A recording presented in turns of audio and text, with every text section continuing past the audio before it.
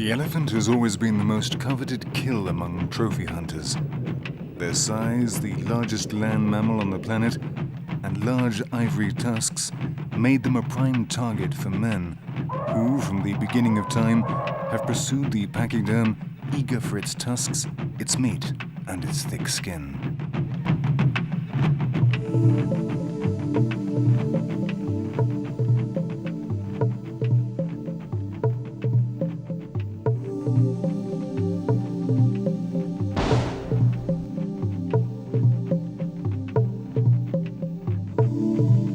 Devastating slaughters by ivory hunters and the gradual loss of habitats brought on by increased human populations in Africa reduced an elephant population which included millions of specimens at the beginning of the century to close to 500,000.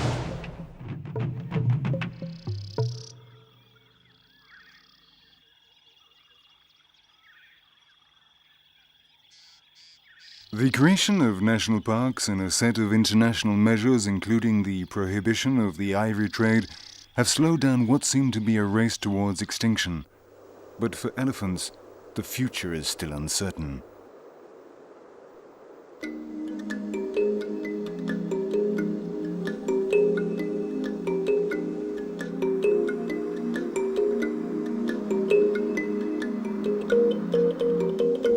One of the best African parks for observing and studying elephants is Amboseli in southern Kenya. The park was created in 1974, although it had been a hunting preserve since 1899 when it was annexed to the territory of the Ukamba Preserve.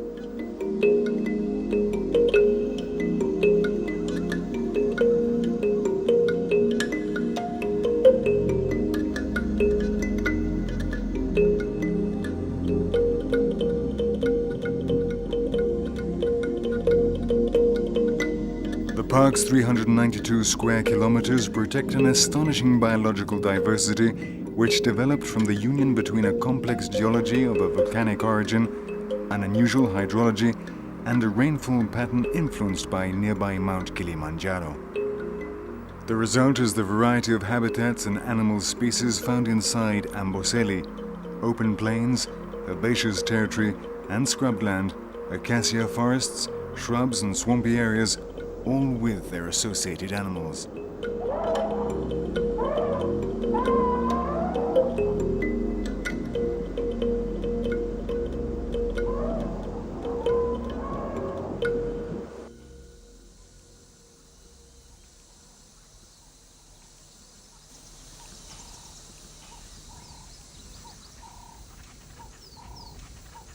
The rain in the area tends to surround Amboseli due to the combination of the wind and thermal currents created by Mount Kilimanjaro, which 40 kilometers away receives most of the rainfall.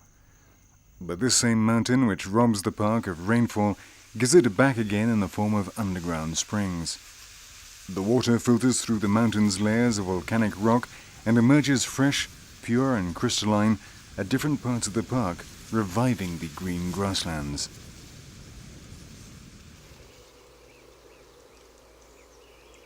In Amboseli, the rainy season between March and May is short and sometimes does not come at all.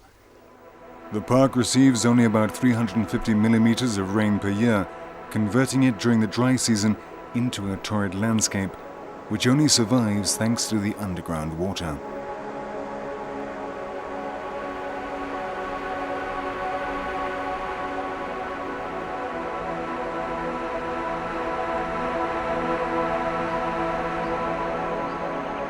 The alkaline soil of Amboseli covers 3 swampy areas and a lake which is dry most of the year. The lake is reminiscent of a much larger one from the Pleistocene era when it dried up, left a concentration of salts forming a layer on the surface of the ground. These saline deposits, which are lifted up in the form of powdery eddies with the arrival of the wind, caught the attention of the Maasai, who lived in the region, and they called this area Empusel, a word which means salty powder in Ma, and was the origin of the park's current name.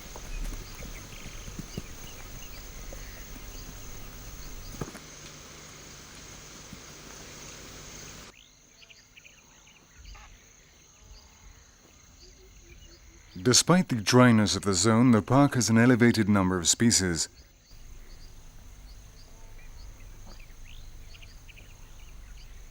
There are more than 400 different birds, black rhinoceri, giraffes, buffaloes, 3 different antelope species, zebras, lions, leopards, a complete sampling of the most representative animals of the African savanna. But above all, Amboseli has elephants.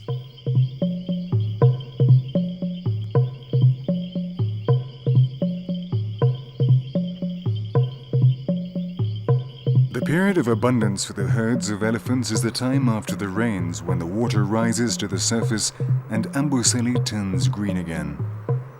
The last reliable census taken in Kenya counted a population of 19,000 in the entire country, of which over 700 lived in Amboseli, making it the park with the highest number of elephants in all of Kenya.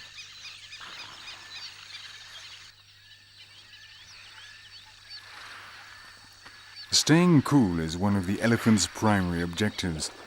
Their anatomy and physiology are adapted to withstand very hot environments. The elephant has a very reduced external surface in comparison with its weight, which means that it needs adaptive mechanisms to help it release body heat.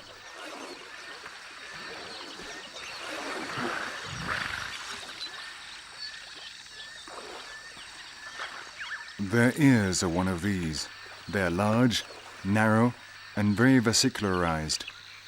The elephants move them constantly to cool their blood and act as heat regulators.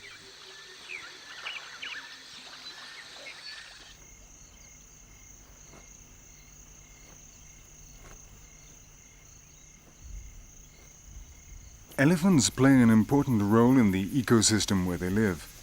They are one of the few animals capable of modifying their surrounding environment, which can cause serious environmental problems, and their activity is followed by that of many smaller species.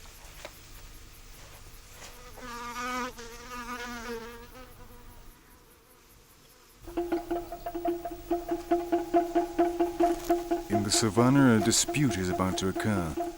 A dung beetle has been working with some elephant dung, managing to obtain an easily transportable sphere. But like everywhere, there is always an opportunist who, protected by its strength, prefers to save himself the work and rob the sphere of dung straight away.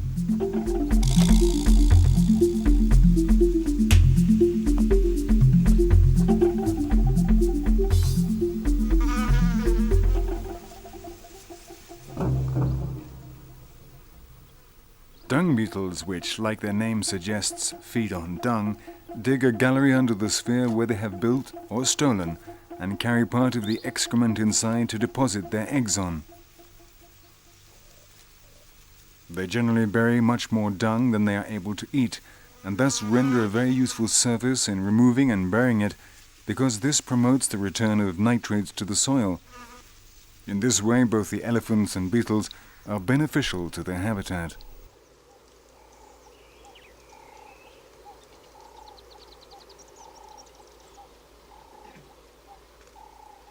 Amboseli has always been an area where elephants have found protection. The Maasai tribe kept poachers at bay, and since the creation of the national park, the wildlife department guards the herds. Consequently, Amboseli is one of the last places in Africa where the elephant population is intact.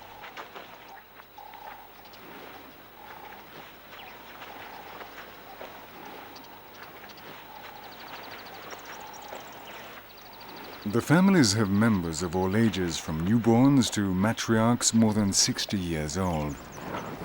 And what is even more rare nowadays, there is a large number of adult males between 40 and 50 years old, when in the rest of Africa, few males live beyond the age of 25, since their larger tusks make them the poacher's first target.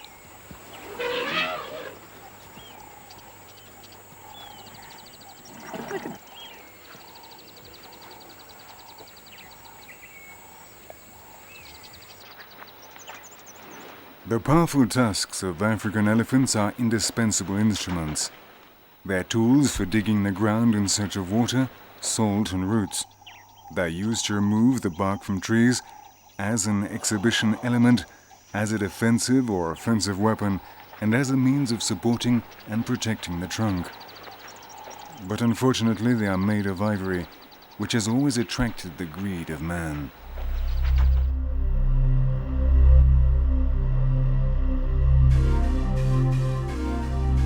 About 100 years ago, tusks such as this, more than 3 meters long and weighing up to 102 kilos, could be found on wild elephants from West Africa.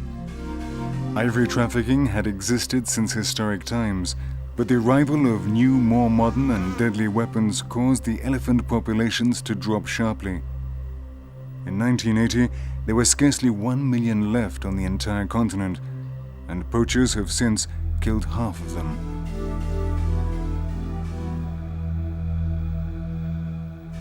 In 1988, an average of 3 elephants a day were lost to poachers. In response to this alarming situation, on the 16th of October 1989, the international trading of ivory was prohibited. In July of the same year, in an act designed to call the world's attention to the commitment not to sell ivory, the government of Kenya publicly burned 12 tons of tusks from 3,000 elephants, a $3 million bonfire which lit up the conscience of half the world.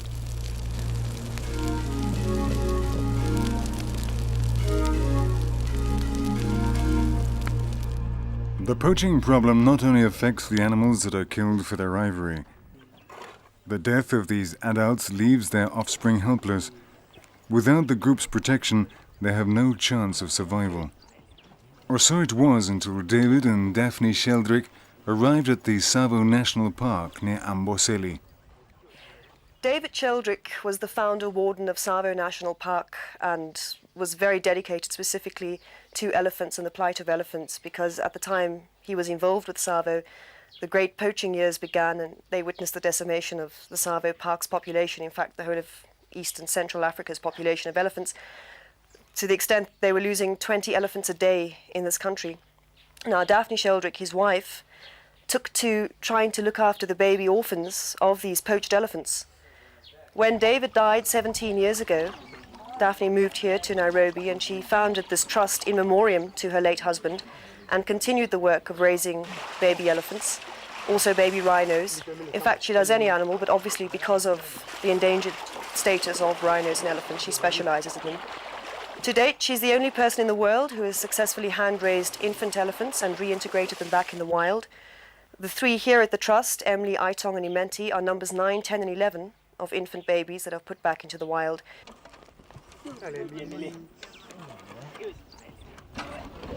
Elephants are extremely social animals with a deep sense of family.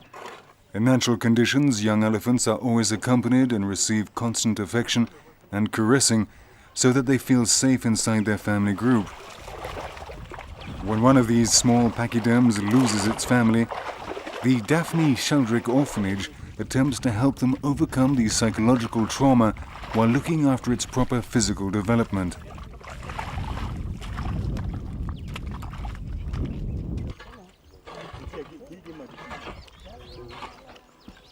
Young elephants only grow and develop if they are happy and are at ease.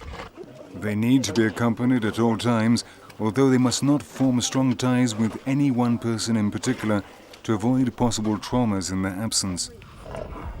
At the orphanage, several attendants alternate continuously and all wear the same uniform, easily identifiable, white pants and white jackets, to help the baby elephants associate them as a distinguishing family feature.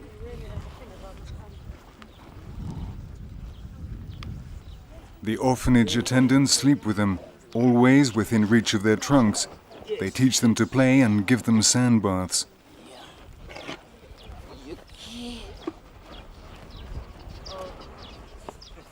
During the first 6 weeks of life, baby elephants can get sunburned, especially on their ears where their skin is very fine. A good layer of mud and sand helps to protect them.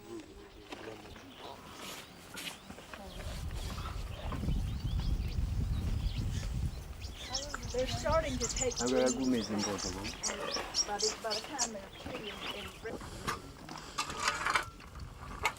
Feeding is one of the most complicated tasks at the orphanage.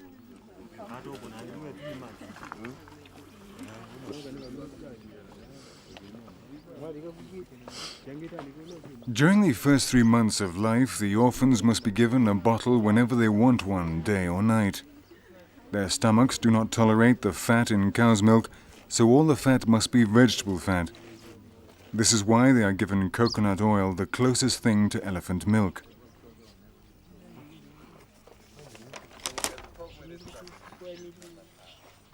Finally, starting at 9 months, they are taught to combine milk with vegetables until the age of 4 or 5, when they are weaned, and at which time the young elephants will be ready to be reintroduced into their natural environment.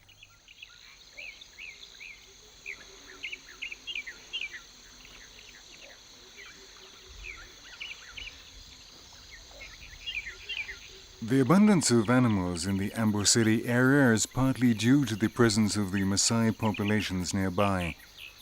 The Maasai people have been here for almost 400 years and have historically been a tribe, which does not tolerate other tribes hunting in their area. They themselves are prohibited from eating the meat of wild animals, with the exception of buffalo and antelope meat, which is eaten by the Moran, the tribe's warriors. In 1977, 3 years after the creation of the national park, the government moved the Maasai populations inside the protected area and relocated them on the outskirts. While they do not pose a threat to wild animals, the Maasai are ranchers, and the herds of cows are tough competition for the park's herbivores, especially during severe droughts. An old Maasai legend says that in the beginning God created the Maasai, and then he created livestock to live with them. All of the livestock in the world thus belongs to the Maasai by divine right. As this legend reflects, livestock are the central theme in the lives and traditions of the Maasai people. Their houses are made of cow dung, their daily work revolves around their cows, and their nourishment is based on the blood and milk of these animals.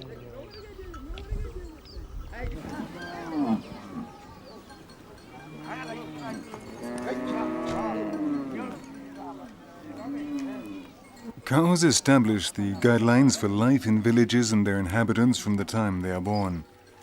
Since they are permanently surrounded by dung, Maasai children are very susceptible to becoming infected by tetanus. Their mothers usually pull out the 2 lower middle incisors so that if they get the disease, which stiffens up their jaws, they will have a channel through which to feed them. The richest member of the population is the one who has the most herds of livestock, and even the price of women is negotiated in animals. A wife can cost 3 cows or 2 sheep and an ox, a fortune in Maasai society.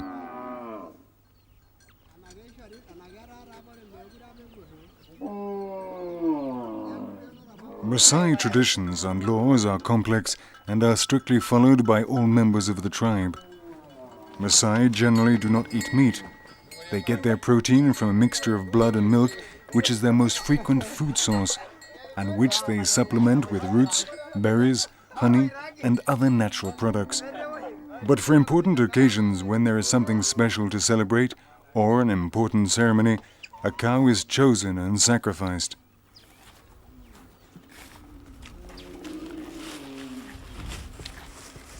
In the Manyat, the 50 houses comprising the Maasai warrior population, meat-eating is prohibited.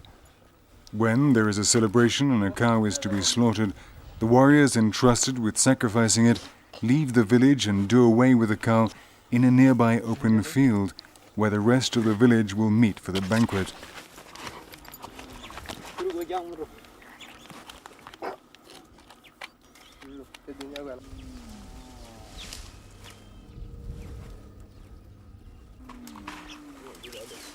The warriors or Moran are in charge of defending the rest of the community and therefore need more meat in their diet.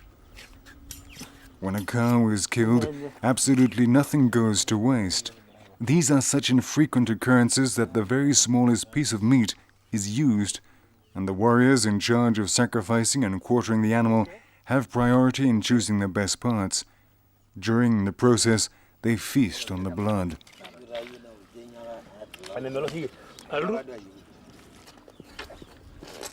In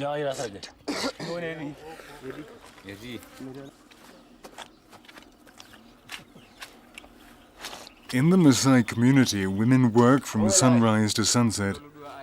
They're in charge of milking the cows, caring for the children, sweeping and cleaning the huts, repairing cracks in the dung, collecting and carrying firewood, and an infinite number of other laborious tasks. Even so, at banquets, they are relegated to a secondary position and are the last to taste the meat. Among the men, authority is derived from age. Before circumcision, a natural leader, or Laganami, is chosen to lead the group of his peers until old age, sharing this responsibility with a select group of men, among whom the expert in rituals, the Oloiboni, is the maximum authority. On the basis of this social scale, the Maasai men choose their meat and for once eat it until they have had their fill.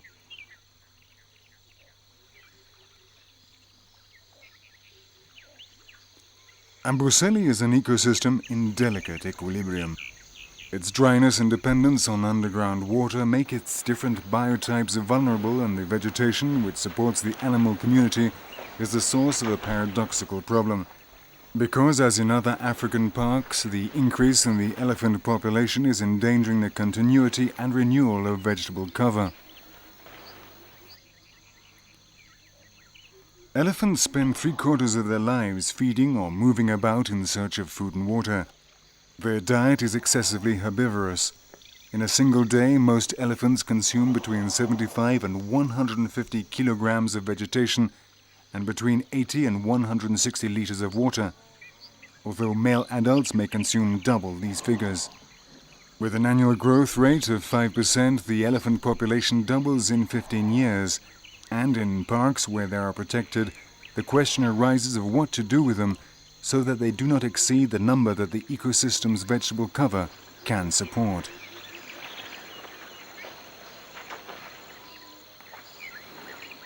The reduction of their natural habitat, the pressure of farmers who kill the elephants that enter their fields, and the danger of poachers have forced elephant populations to remain within the confines of national parks and preserves.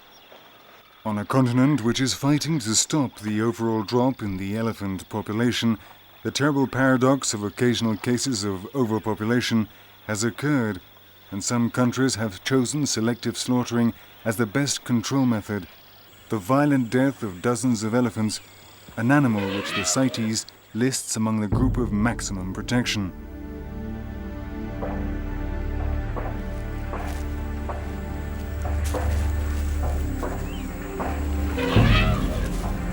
Entire families of elephants are brought down using this method. Since they are so closely connected to their group, none of the animals in a family can be left alive, because the anguish of losing their closest relatives would make them a danger to man. It is a bloodbath in favor of preserving the species.